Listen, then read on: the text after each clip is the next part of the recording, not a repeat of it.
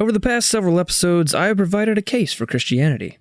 A case that explains how the Bible was written, canonized, and translated. A case that shows that we can trust the New Testament and that its claims about Jesus are reliable. A case that argues for the validity of the resurrection, as well as a case that reveals the cost of Christianity and the lasting impact on society. Today, I'm going to present my final case.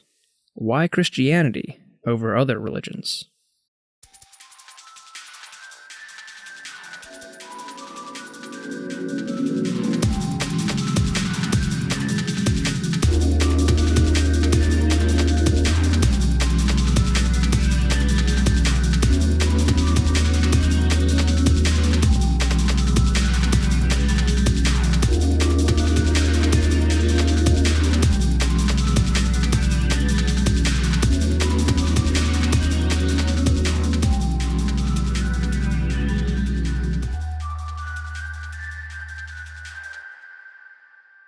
Hey, I'm Bailey.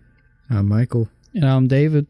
And welcome back to the Facing the Gates podcast. This is the last episode of our Evaluating Christianity series. It's going to be great. Prepared a nice little spiel for you. I'm nice and comfortable for it. Yeah, based on the limited things I know about the other world religions. I'm not a proficient expert or anything, but I know I know a couple things. So before I begin, I want to note, just as a disclaimer, this is what I personally believe to be true after investigating other religions and comparing them to Christianity. Though I do believe Christianity is the only true religion, that doesn't mean that people who follow other religious traditions are necessarily bad people, or that there aren't good things to appreciate about other religions. For example, I can admire how introspective and peaceful a Buddhist can become through meditation, or I can admire how devout a Muslim is to pray 5 times a day. So while I don't believe that these religions get to the core of truth, I can appreciate certain aspects of them. It's also important to remember the previous few episodes where I've built a case for Christianity, but for the time being, that will not be vital for right now. Just kind of keep it in mind and keep in the back of your mind, kind of put it to the side for now. And we'll come back to it at the end of the episode. So, why Christianity over other religions? First of all, we have to determine where the boundaries lie when investigating religion, because there have been thousands of religions over the course of human history, and a thorough search of them all would be practically impossible. I can't possibly argue against every religion in one episode, so for the purpose of today's discussion, let's stick with the major world religions today. The great monotheistic traditions including Judaism, Christianity, and Islam, the atheistic religions of Buddhism, Taoism, and Confucianism, and the only remaining major polytheistic religion, Hinduism, which, by the way, isn't actually just one religion, it's a combination of native Indian religions. Let's also assume that for the sake of the argument, you're not a shitty person. You follow the golden rule and try to live a good life and treat others with love and respect. Yeah, not being a dick. Yeah, David's favorite rule. By doing this, you've already partly agreed with what all of the world religions teach, and you haven't narrowed it down to a single one yet. So, I'm going to briefly look at the Eastern religions of Hinduism, Buddhism, Confucianism, and Taoism. Each of them say that this world is an illusory experience. Now, that may sound poetic, but I don't think it's very practical. Feeling depressed? Don't worry. This is only an illusion. Going through a divorce? It's all part of that illusion. Wondering what's wrong with the human race? Nothing. They're just part of an illusion. Do we have free will? Who knows? This is an illusion. You're just kind of like tripping through life. Yeah. You can probably think of millions of other problems when putting this concept into application. The illusory concept also sounds quite similar to simulation theory. And we all know how Michael feels about simulation theory. Fuck you guys. At least the Western monotheistic religions attempt to answer some of these questions, but it seems that the Eastern religions dodge important existential topics. Western religions believe in one God. Eastern religions believe that all is God. The goal of Eastern religions is annihilation out of existence. The goal of Western religions is eternal life. Now, that's not a value judgment. These are just a few differences in Eastern and Western thought to consider. So, if we use Blaise Pascal's logic, that's the guy who came up with the infamous Pascal's wager that we've talked about in previous episodes, we should weigh the world's religions in a loss-gain probability equation, i.e., we should take them as seriously as their claims make themselves out to be, and see what we stand to gain or lose from each. According to the Eastern religions of Hinduism, Buddhism, Confucianism, and Taoism, you're already on a good path by doing good deeds. The most you can lose, according to them, is a chance at a higher reincarnation. If you mess up in this life, you always get your next life to try again. Though according to the monotheistic religions, you risk eternal damnation for making the wrong choice, and you only get one shot. So logically speaking, since there's more at risk here, I think we should take those claims more seriously. Now, that doesn't necessarily prove the Eastern religions wrong, but what I'm saying is that since there's more at risk, we should take a look at these Western religions a little bit more closely. That leaves us with Judaism, Christianity, and Islam. In the Ten Commandments, according to God himself, you shall have no other gods before me. Jesus also said, no man comes to the Father except through me. And a ritual Muslim prayer called the Takbir states, I bear witness that there is no God but Allah. And Allah is Arabic for God, for those of you who didn't know. Yeah, not a super big, scary word like people like to make it out. Yeah. And I bear witness that Muhammad is the messenger of Allah. So, basically, each of these religions have exclusivistic claims. So the question is, which of them is true? And I don't know if you guys have any thoughts, but I'll let you speak if you have anything before we start with Judaism. Sorry, that was disgusting.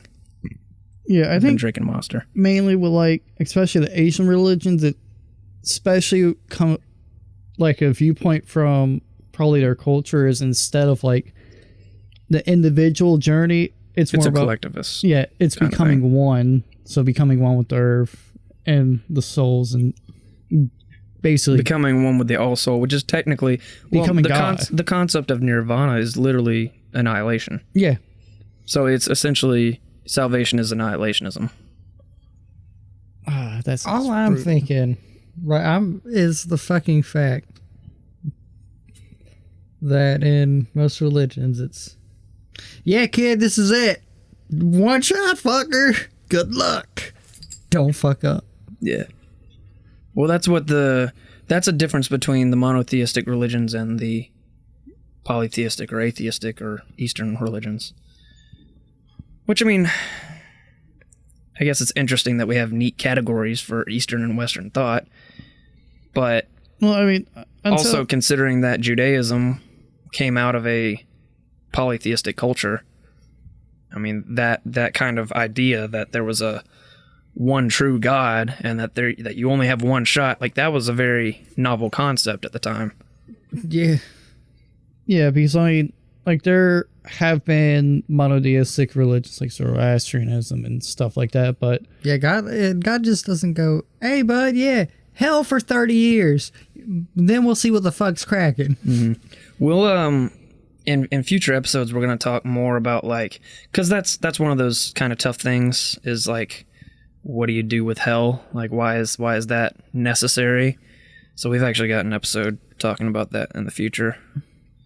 So yeah, I guess we'll start with Judaism, if you're ready with that. Is hell like that Dungeons and Dragons PSA movie? It's a party. No one's gonna know what we're talking about. Oh, it's wild. Basically, it's Bailey but wasn't a fan because it talks shit about old C.S. Lewis. Yeah, it was a movie. Okay, this is off topic, but David started it. So it's this movie. It's like a really B-tier Christian movie that's like a based off of those little comic strip things that people put in bathrooms and shit. And apparently they think rock music and C.S. Lewis are satanic.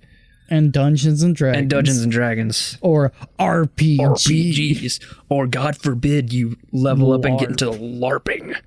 That's from the devil. And then they like mixed in like satanic imagery with like RPGs. Like what? Yeah, like anyway, cheesy 80s, 90s tropes. Yeah, very strange. It's like playing metal music backwards. I guarantee you if you play some Christian songs backwards, you'll hear just as much fucked up shit. Yeah, if you play anything backwards, it's kind of unsettling. If you're trying to hear something, you'll hear it. Yeah. Anyway. But back on topic. Yeah, we're going to go through our... Talk about Judaism. The OG. All right, so... The OJ, sir. For one, you can't become ethnically Jewish. So there's one hurdle. The Tanakh / Old Testament also has several prophecies alluding to a coming Messiah figure. So let's evaluate some of those. The Messiah would be born of a virgin. Quote, "Therefore the Lord himself will give you a sign. Behold, the virgin shall conceive and bear a son, and shall call his name Emmanuel." End quote. Emmanuel means God is with us. And that was in Isaiah 7:14. The Messiah would resurrect the dead. Quote, "For you shall not abandon my soul to Sheol," which is Old Testament language for hell, by the way, "or let your Holy One see corruption." End quote. Psalm 16:10. Recall that Jesus rose from the dead and also resurrected Lazarus prior to his crucifixion. The Messiah will make a new covenant. Quote, "Behold, the days are coming, declares the Lord, when I will make a new covenant with the house of Israel and the house of Judah." End quote. That's Jeremiah 31:31. The Messiah will experience suffering and be rejected by his own people. Quote, "He was despised and rejected by men, a man of sorrows and acquainted with grief, and as one from whom men hide their faces he was despised, and we esteemed him not." End quote. That's Isaiah 53:3, which, by the way, Isaiah has a lot of messianic prophecies in that. The Messiah will be... This one's really interesting. The Messiah will be betrayed for 30 pieces of silver. Quote, "Then I said to them, if it seems good to you, give me my wages. If not, keep them. And they weighed out my wages, 30 pieces of silver." End quote. That's in Zechariah 11:12. And remember, Judas was actually paid 30 pieces of silver. The Messiah will be a sacrifice for sins. Quote, "But he was pierced for our transgressions. He was crushed for our iniquities. Upon him was the chastisement that brought us peace, and with his wounds we are healed." End quote. This is Isaiah 53:5. Though this prophecy goes on through verse 12, I'm only quoting verse 5 for this part. The Messiah will be crucified with criminals. Quote, "Therefore I will divide him a portion with the many, and he shall divide the spoil with the strong, because he poured out his soul to death and was numbered with the transgressors. Yet he bore the sin of many and makes intercession for the transgressors." End quote. That's Isaiah 53:12. Now, that's not an exhaustive list of prophecies. Take a look at the Old Testament prophecies at all of the Old Testament prophecies that came true in Jesus. There is a link to the top 40 in the sources. Even Josephus, the Jewish historian, said that Jesus, quote, "was perhaps the Messiah concerning whom the prophets have reported wonders." End quote. Now, if a Jew believes that Jesus was not the Messiah, they will forever be searching for a Messiah. But hopefully these prophecies would at least make any Jewish person or someone considering looking into Judaism at least consider looking into Christianity. So that was my case for... I guess. It makes sense since one literally came from the other. Mm-hmm. And all of the prophecies just like kind of unfolding. It's like, It's like, how do you... I don't know, that's a lot of really specific things to just say like, no, he's not the guy. But you got to find somebody that matches the prophecies better than that somehow. It's just feels like really difficult. Yeah. And I mean, there's probably I might be pissing off Jewish people. Well, there might be a Jewish... I'm going to piss off a lot of people. A Jewish... someone who studies the religion. I'm not thinking of the word right this second, so I feel... Jewish historian or... something along the lines. Theologian or something. Yeah. Mm-hmm. Something along that lines. Maybe they would be able to give us why for them, because they're well-versed in it. Yeah. But I'm also used to how Christians around here are and them not being versed in it, so it's like, yeah, these signs kind of adding up when you read from the start of the book to the end of the book. Mm-hmm. Any Jewish people in the audience, let us know. Yeah. If also, I stepped on anybody's toes, let me know. I'm not trying to. I'm just making a case. Anyway, go ahead. I don't know what the hell noise is going on in the background, but if you guys hear it, I apologize because we don't know. It might be the neighbor shooting or it could be a cat. Yeah. Cat noises, random explosions. It's, par for the course. Cars driving by really loud. That's why we have Bailey over to do a podcast. Driving around really loud. Yeah. We need protection. That's why we have me over? Yeah. To protect you? Yeah, God's with you, my child. Okay. As soon as you leave, we're just going to blow up. Oh, no. Well. Got to finish the podcast first. Yeah. Well, you got any other thoughts before I move on to Islam? Islam is going to be a spicy one. Extremely spicy. But, no, not really. All right, cool. Well, let's evaluate Islam. Now, I got to give a little bit more of a disclaimer here. My view on Islam is not quite as friendly as it is with Judaism. I think we should take Islam very seriously because it is the fastest growing religion in the world, after all. Which, by the way, this is primarily because Muslims have more children than any other religious group. So many children are simply being born into Islam as opposed to people willingly converting to Islam. See the study in my sources for more info on that. Plus, can I add one thing real quick? Yeah, go ahead. Much like the rise of Christianity through war. Hello. Yeah. Yeah. And it's still happening with Christianity, but it's also happening with Islam extremely hard. Well, I don't think Christians are going out waging war and killing people to become Christians. Sir? At least today. Sir. Uh-huh. Can you point to someone in particular that I don't know about? Because, that's kind of very not Christian, bro. War in general, I don't think is very Christian, bro. No, I'm not saying that's what I'm saying is like it's a last resort. Forcing religion onto others is another reason why certain religions are growing more and why in some countries atheism is growing more. Yeah. Your government's not a religion, China. I'm sorry, I got on that little tangent there. Well, fuck China though. Yeah, fuck China.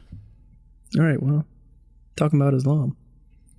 Yeah, they're killing Islamic people over there. Yeah, them in camps. All right, so I'm gonna actually get into my case now. Yeah. So, in order for Islam to be true, it must be trustworthy.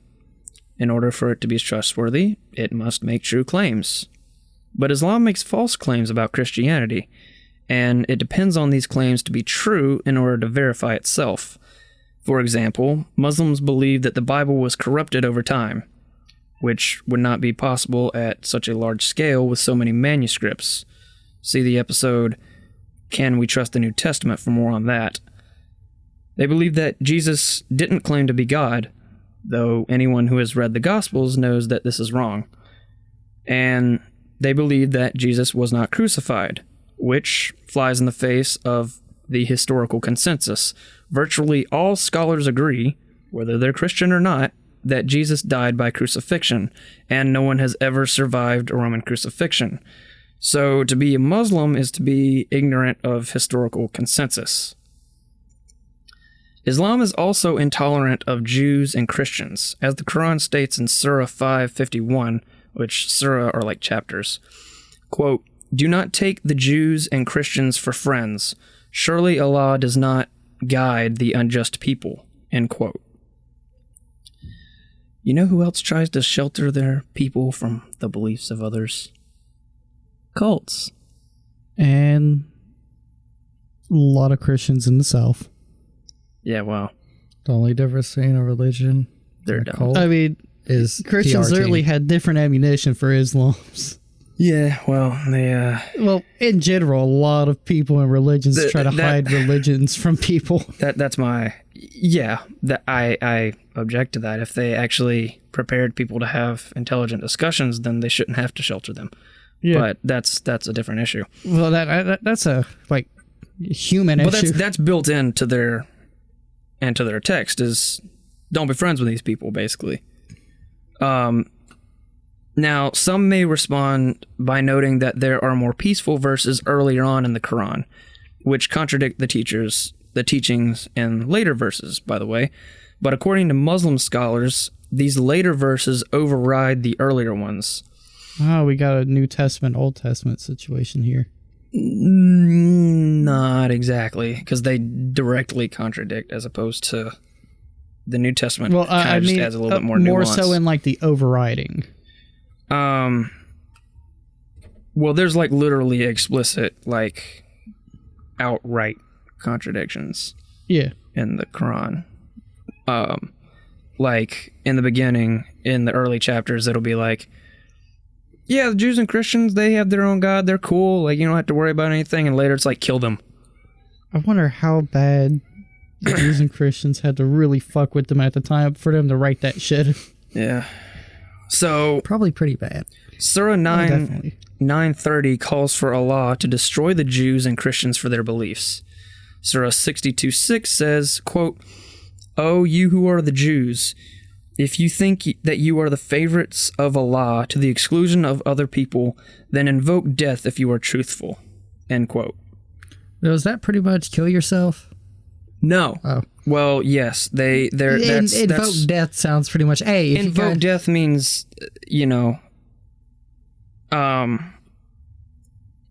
it's either a permission for Muslims to kill them, or they're just yeah, you should just die.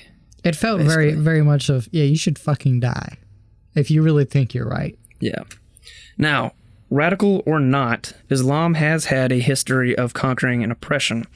Whether we look back to Islam conquering the Eastern Christian churches in Alexandria, Antioch, or Jerusalem prior to the Great Schism, or the infamous 9/11 attacks, or the public executions of Christians and American soldiers performed by the Taliban, or the present-day realities of living in a country where Islam is the dominant religion and women are second-class citizens, we can see with ease that, historically speaking, Islam is anything but a peaceful religion.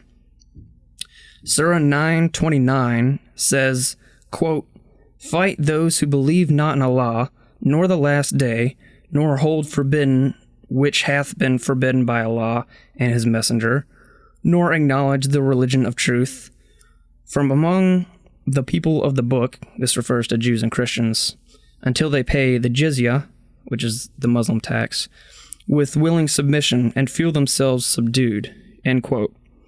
And let's not forget the infamous Surah 9:5, which states, quote, "Slay the idolaters wherever you find them, and take them captive and besiege them and lie in wait for them in every ambush." End quote. There's also a death penalty if you deconvert from Islam. Now, I could go on and on, but you get the point, so I'll let you... You might have a minute, words. Every religion's... Absolutely, and this is coming from a non-religious person. Mm-hmm. Well, from an agnostic. An agnostic. every large religion is the purveyor of atrocities galore. That goes for every religion. You cannot equate every religion as if they're all the same. No, because Islam itself preaches that you should basically kill people. And then what I'm getting at, though, Christian leaders purvey the message, the peaceful message of God. We both agree. Yes. To kill or enslave or convert by force people for long as they've been in power, just like any religion does that. The Jews have done that. Christians have done that. Islams have done that. Hindus are actively doing it too. Don't let them fool you. Yeah. And so that's one thing where I just have to sit there and be like, they're all sounding pretty similar. Granted. Yeah, well, what I'm getting at is... it just sounds like... What does the Islam was the bullied kid that decided to write too much edgy poetry. What does the actual religion teach? I'm convinced that Islam actually teaches that you should subdue people and forcefully convert them. Christianity does not. If you read the Bible, there is nowhere where it says force people to become Christians. If it tells you, go preach the gospel, and if they don't listen, then brush your feet off and continue elsewhere. That's what it says compared to Islam. Now, what certain Christians do is beyond my control, and if they're not following what they should be doing, to quote Tim Keller, it's not that they're too Christian, it's that they're not Christian enough. And probably same thing with Jews, though I'm not as familiar with that.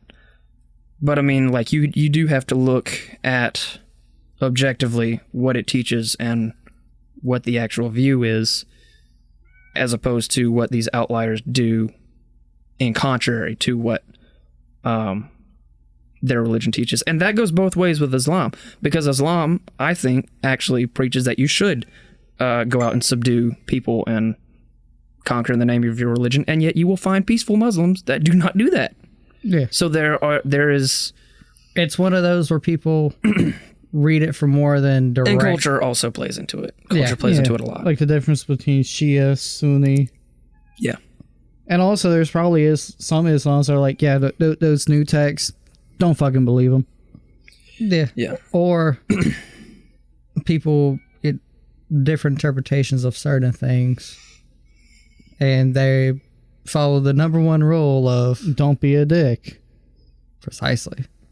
Yeah, though, with like when you were talking about like the American troops, like, I see that more like as a political wartime thing than a religious thing.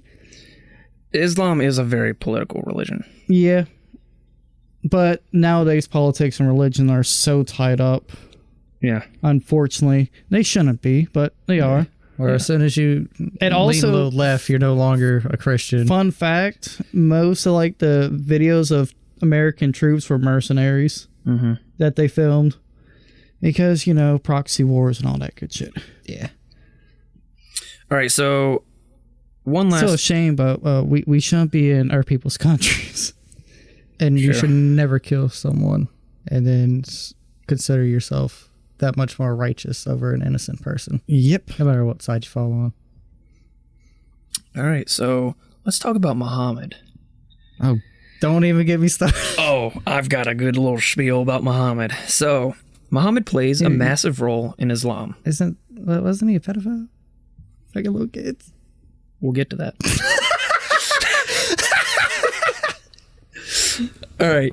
All right, so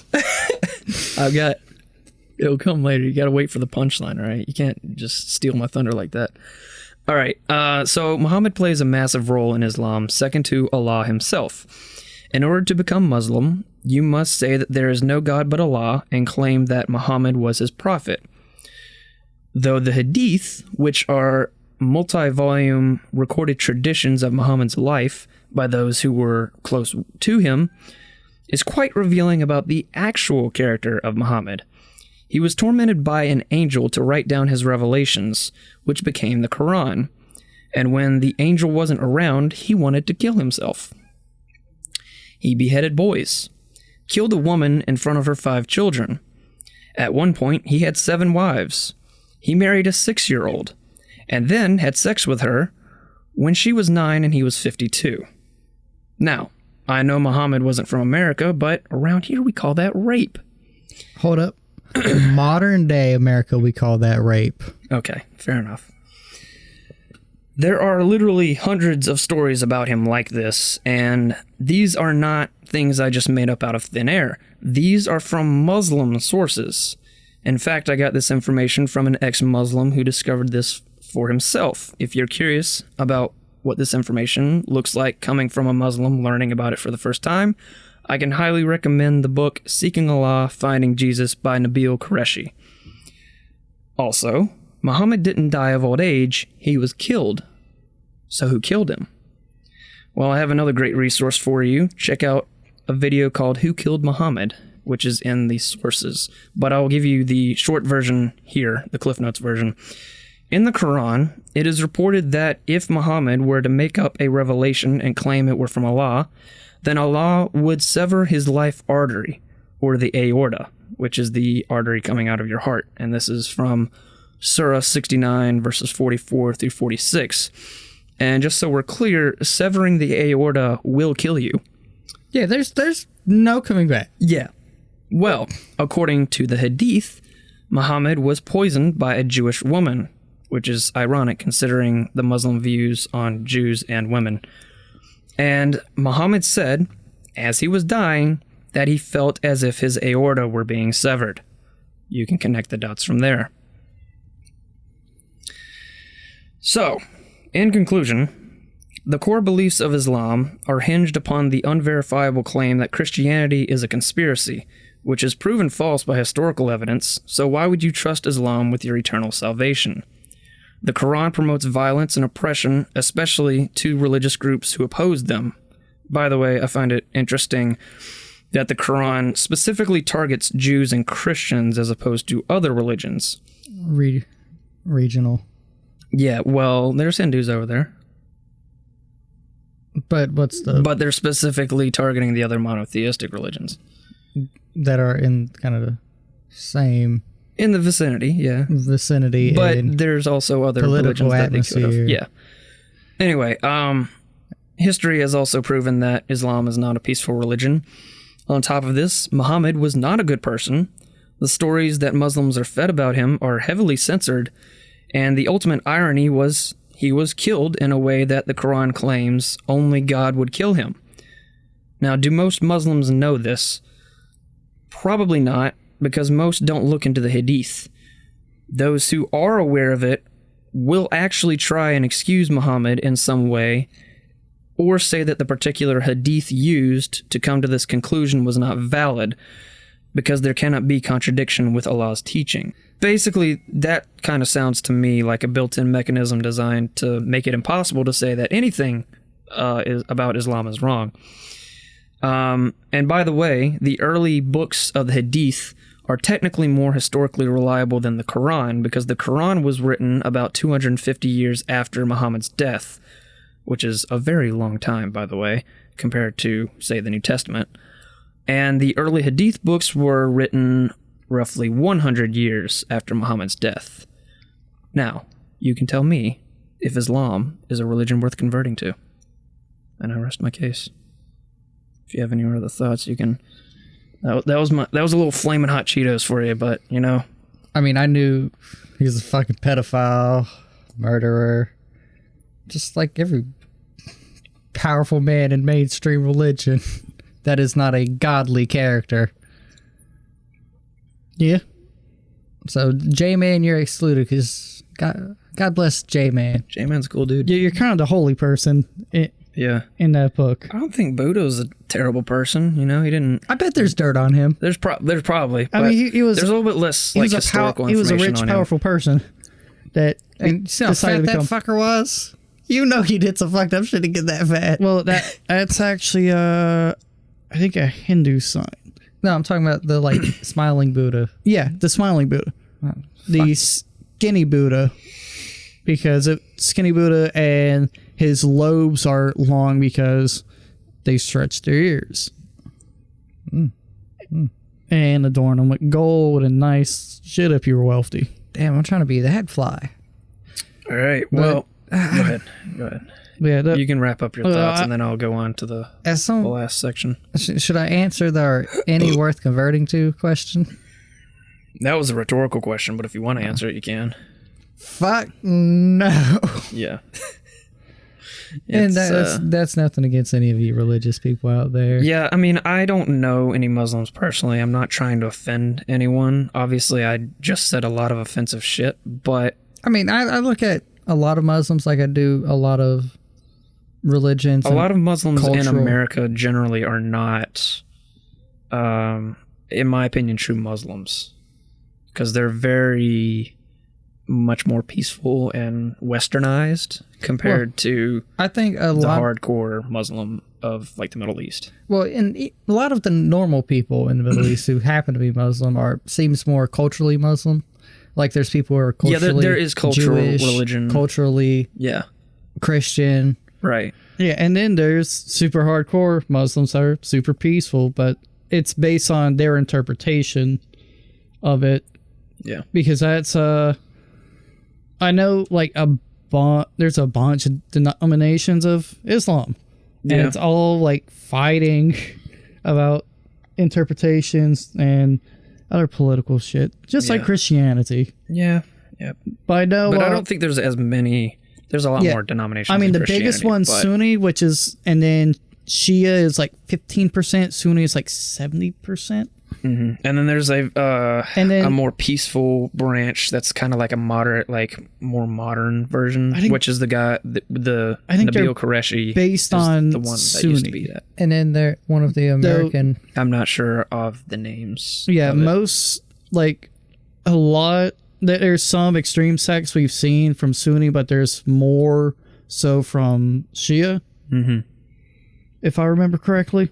Yeah, and then there's a modern branch that has really grabbing a hold of the American prison system, and it preaches it's predominantly African American, and one of the dangerous things about that is that the Black Hebrew Israelites, or is those are Christians, kind of. I'm not sure. It's complicated. Yeah, they kind of same branch where instead of, say, Jewish or white, they believe that African people were chosen as the Son of God, and a lot of them hold very racist views, much like a lot of Mormons, a lot of Jewish people. A lot of religions hold a lot of racist views, and that's a problem. Yeah. A lot of Hindus, Buddhists, but y'all know y'all racist too. As we were talking about. That's more so, especially a cultural issue that breeds into a religious issue because... Or they twist the manuscript to follow their issue. Yeah. Yeah. It gets poisoned down the chain. All right, well, I guess now that we're done with Islam and whatever other spiels we're on, let's talk about Christianity. Oh. Sorry if you heard that weird sound. That was Michael's dog. My doggy made a cute noise, everybody. She's all right. So cute. So, that only leaves Christianity left. I'm going to be brief with my final case for Christianity, but if you're honestly seeking, do me this favor, and like I mentioned last episode, and ironically earlier this episode, don't look to Christians, look to Christianity. Many adorn the title of Christian, but don't act accordingly or choose to take things in the Bible out of context to suit their own needs. We were literally just talking about this. Yeah. While there are Christians who act in good faith, there are also Christians who act in bad faith. There are always going to be good and bad people of any group, and that includes everyone I just talked about. So I believe it's more important to judge the source material before we judge those who have used that material, which is why I'm advocating, especially with this series, is to try and be objective and ignore all of the noise of people and politics and all this stuff and focus on what the actual religion teaches. Try to put yourself in that time place of when it was made, and understand the nuance of it. Right. As much as you can. The biggest thing is listen to your spiritual self over all the bullshit going on. Yeah. Because people are to some terrible. degree. Some degree you can also deceive yourself, and you have to be aware of, I guess, the devil on your shoulder in a way kind of thing. Your conscience can sometimes twist things. The mind plays tricks on itself. Yeah, the heart of man is deceitful. You got to prove it to yourself to believe it, because belief without evidence is just nothing. Blind faith. Blind faith. Right. Like Which is why I'm giving you evidence. Facts. Cold, hard fact. Anyway, when it comes to judging whether or not someone is a trustworthy Christian, ask yourself these questions. Does this person believe in the core tenets of Christianity, which I would consider virgin birth, the incarnation, bodily resurrection, the Trinity, etc.? Does this person take sin seriously? Many like to make exceptions and excuses. Is this person showing fruits of the Spirit, which would be love, joy, peace, patience, kindness, goodness, faithfulness, gentleness, and self-control? And are they putting forth an effort in their faith? Now, obviously there are other factors that come into play in determining how faithful someone is, but these should give you a decent starting point when kind of evaluating someone who may say that they're Christian. You can kind of probe them on these things and kind of get to know where they stand, basically. So, instead of looking to Christians who fall short, you should evaluate the core claims of Christianity: that Jesus was the Messiah, was crucified for our sins, and rose again 3 days later. These are the crucial things you need to look into if you are seriously considering Christianity. As we've discussed in the episodes on the resurrection, the fact that Jesus rose from the dead is, in my opinion, the most plausible explanation for the given claims. Beyond this, if Jesus really did rise from the dead, that instantaneously defeats all other religions, because that means Jesus was who he said he was, the Son of God. If he was the Son of God, who is the source of all truth and goodness, then we should treat everything Jesus said as true and good. Personal religious preferences don't matter at this point. Either Jesus rose from the dead, or he didn't. If he didn't raise from the dead, then the faith of every Christian is in vain. If he did, then Christianity is true, period. And I'll give you the personal preferences is when you decide your denomination. Right. That gets complicated. That's actually where I am right now. We can talk about that off the mic. Yeah, that's a deep fucking... That's a well of theology that's above my head, and I'm like, And sometimes a well of shit. Sometimes it's like, I don't know, different people have different approaches when it comes to determining their denomination. In my opinion, I feel, this is a completely side note, but I feel like a lot of people are just like, well, do I like the preaching? Do I like the music? Do I like the service? I'm like, this is not about you. And so... This is about what you believe is... Because it's more than music, it's more than preaching, it's... In my methodology, and what, because I'm searching through this right now, and it's very in the weeds very quickly with a lot of different burgeoning theological views that get complicated in history and politics and everything. So my approach is theology first. Evaluate what they teach, what they believe, why they believe it, because then the community, the practice, everything will flow from that. So at the core, again, like I'm trying to teach you guys to be objective when you're evaluating religion, I'm trying to follow the same principle when it comes to looking into denominations. I want to see what they teach in an objective sense, and if I don't like the service, I can get over it. It's not about me. You can find another church of the same denomination. Not necessarily.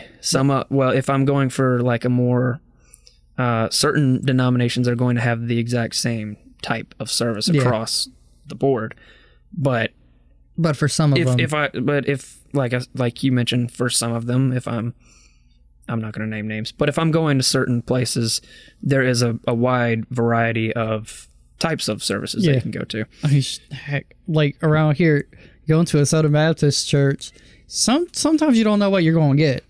Oh yeah, I looked into some statistics the other day.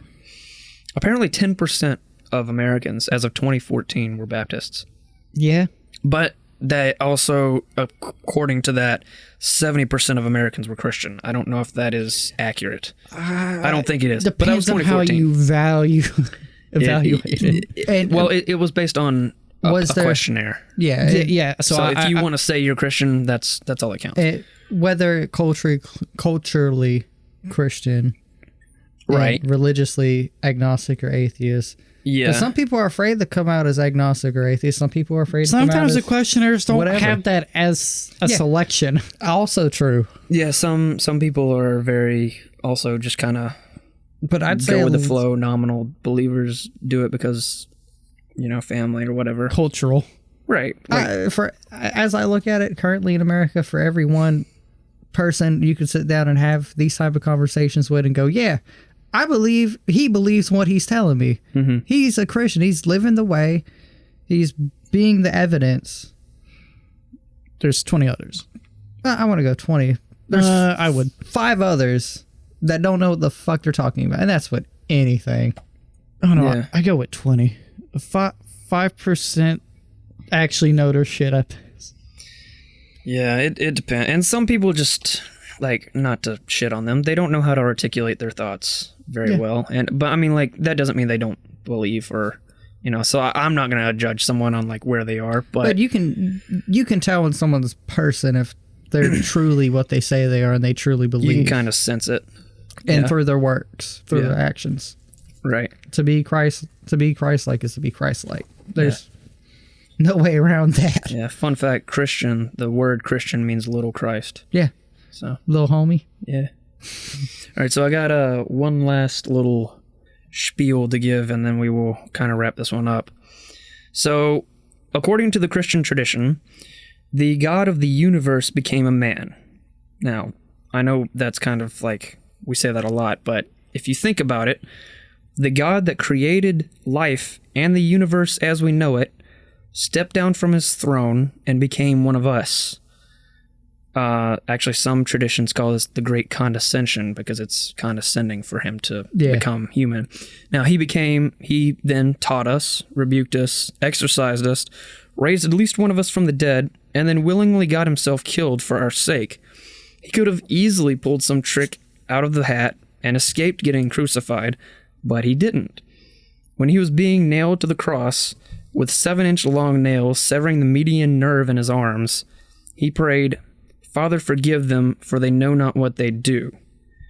I will always marvel at how profound it is for God to become man and then die for us, even for the people that were killing him. This is the single most unfathomable act of love in human history. How could you not want to worship that God if it were true? And the cherry on top was that he rose from the dead to prove that he really was who he claimed to be, the Son of God. No other religion makes a claim even remotely close to the implications of this because no other religion can. No other religion believes that the God of the universe became man just so he could end his life in suffering as a sacrificial act of love for us. Now, I don't know about you, but I wouldn't want to believe in a religion where God doesn't suffer like us because then he wouldn't truly understand us. He would just kind of be like some otherworldly dictator. And if Jesus truly raised from the dead, as I believe the historical evidence proves, this quite literally changes everything. The question is, what will you do with that information? Dun, dun, dun. So, Father, forgive us for our trespasses as we forgive those who trespass against us.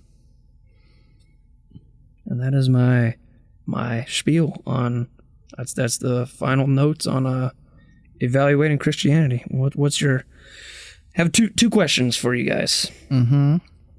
After recording these episodes, what are some of the most interesting things that you have learned in the Evaluating Christianity series off the top of your head? You were asking the wrong All right. You want me to ask David first, or does David have anything? Or is David going to veto it to Michael? My brain hurt. Muhammad's a pedophile. You knew that, though. Yeah. Yeah, I mean, the main thing with evaluating Christianity would be like, yeah, there's the big thing of evidence towards like Jesus being a person, which I already knew. Right. That's one thing I was happy to find out about when I was looking into this several years ago, that Christianity is kind of an evidential-based system. That's not really promoted.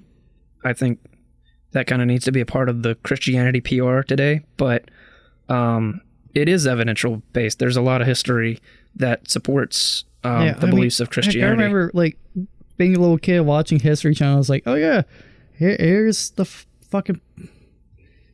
I forget if it was a paper stone, but written evidence, like, yeah, man named Jesus from Nazareth.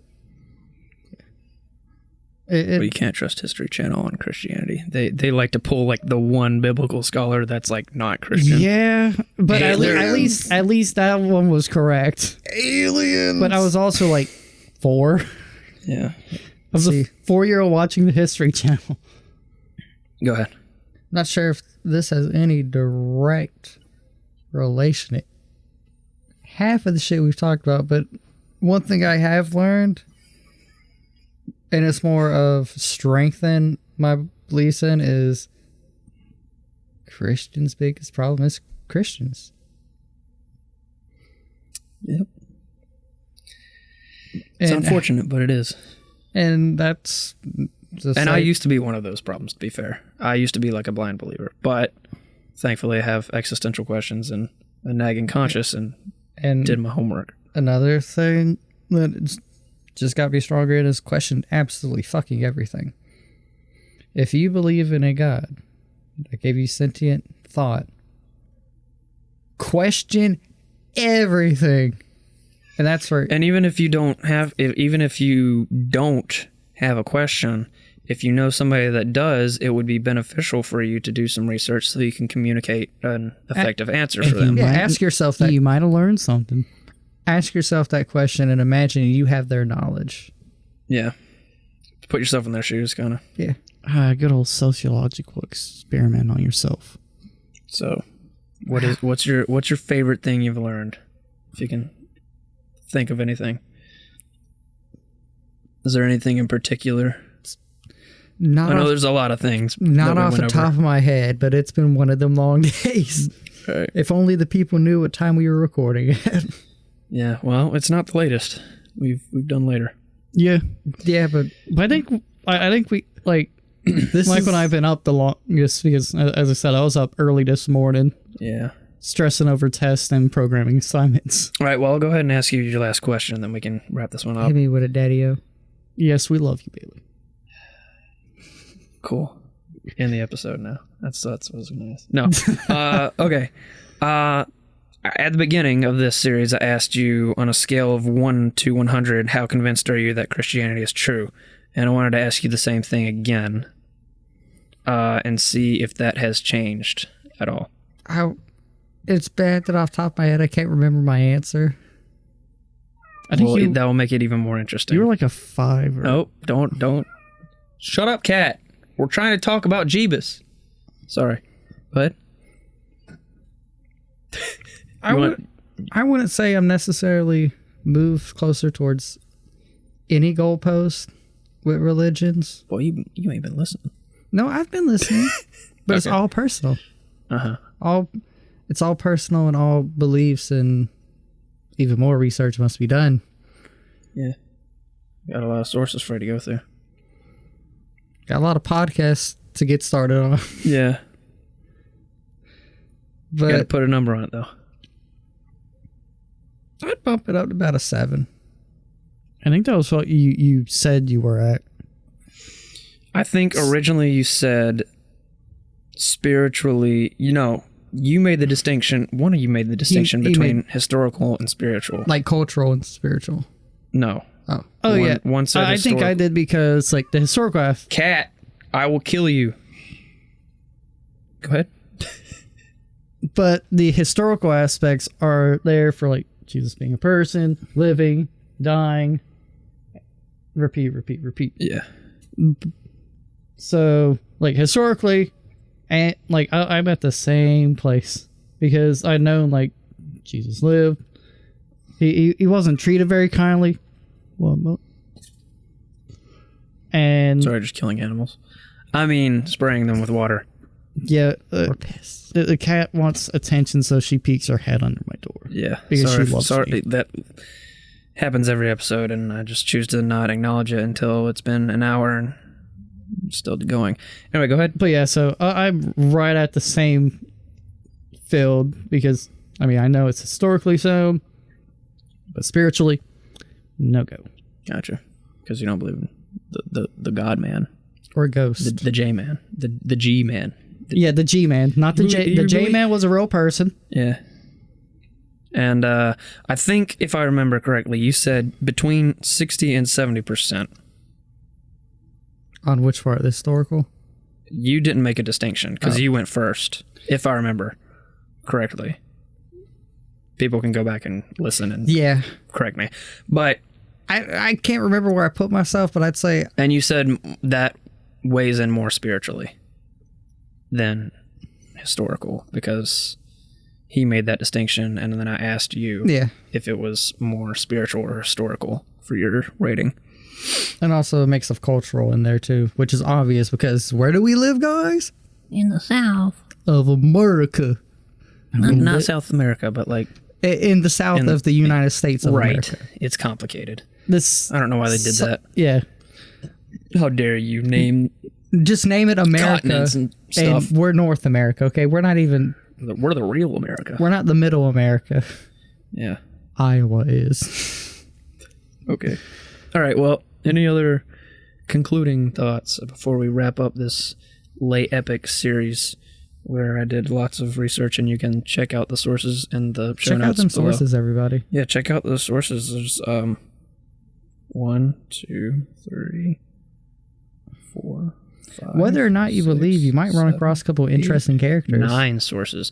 Yo, the last one had like 23? It had a lot. As soon like a bibliography. Yeah. As soon as we were saying it, it's like, okay, well, you brought your. You had the dude you showed us the video to last time, right? On the train. Yes, one of his videos. The giant edgelord. Yeah, he's the one I got the. He is an edgelord, boys. 3 Quran verses every Christian should know. That's a video by him, and Who Killed Muhammad is a video by him. Fucking nutcase. Oh, he's special. He's a couple screws loose in the tool shed. A couple. He's also the guy that is responsible for kind of deconverting Nabeel Qureshi from Islam to Christianity in that book that I mentioned. Even if you're an atheist, check this nutcase out. Dude, he's very interesting.